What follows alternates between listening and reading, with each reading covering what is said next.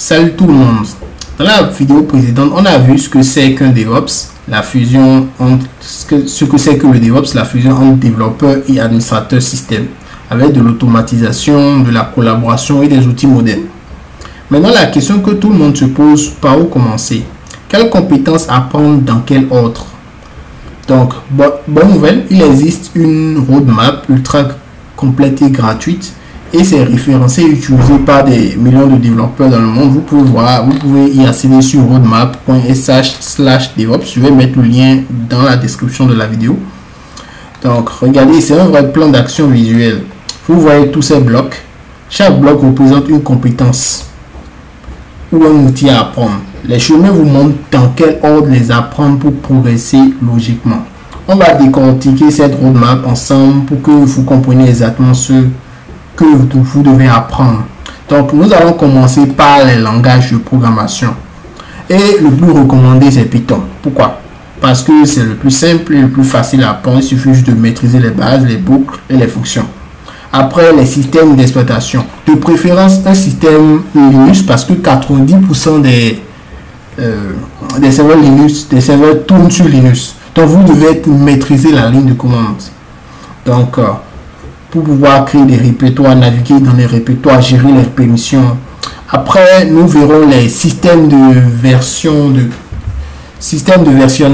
Git et GitHub ou GitLab. Ce sont des outils importants pour gérer le code. Tous les développeurs DevOps l'utilisent quotidiennement. Et bonne nouvelle, c'est justement le sujet de notre prochaine série de vidéos.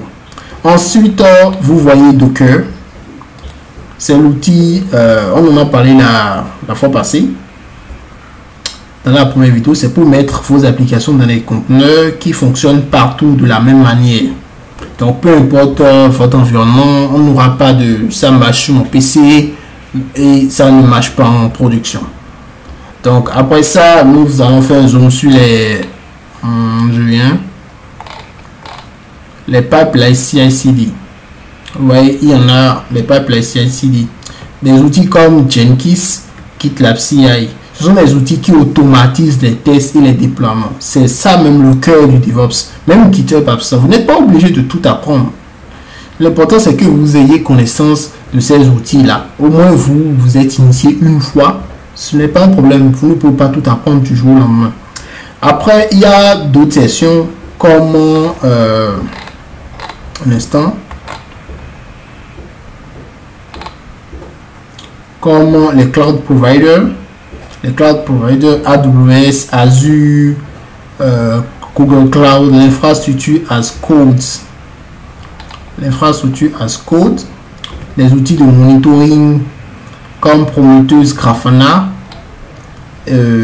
Quoi encore? Des outils pour gérer. Des outils comme pour les configurations de serveurs comme Nginx ou Apache. Là, il y a encore d'autres types d'outils comme Elasticstack, Loki et bien encore. Ça peut paraître énorme et c'est normal, mais voilà le secret. Vous n'avez pas besoin de tout maîtriser d'un coup. Cette roadmap, c'est un parcours qui se fait sur des mois, voire des années. L'important, c'est de suivre le chemin logiquement. Vous commencez par les fondations, langage Linux, Git, et une fois c'est solide, vous montez progressivement vers Docker, puis des outils comme Kubernetes, puis le CI/CD. Donc, allez sur roadmap.sh/devops, explorez là, cliquez sur chaque bloc pour voir les ressources d'apprentissage recommandées. C'est totalement gratuit, mais tenu à jour régulièrement. Et nous, dans cette série de vidéos, on va suivre exactement cette roadmap. Commencer par quoi? D'abord par GitHub. Non, moi je vais préférer commencer par GitLab. On commence par quoi? GitLab, l'outil que vous utiliserez tous les jours, que vous soyez développeur, DevOps ou admin. Dans la prochaine vidéo, on attaque Git. C'est quoi?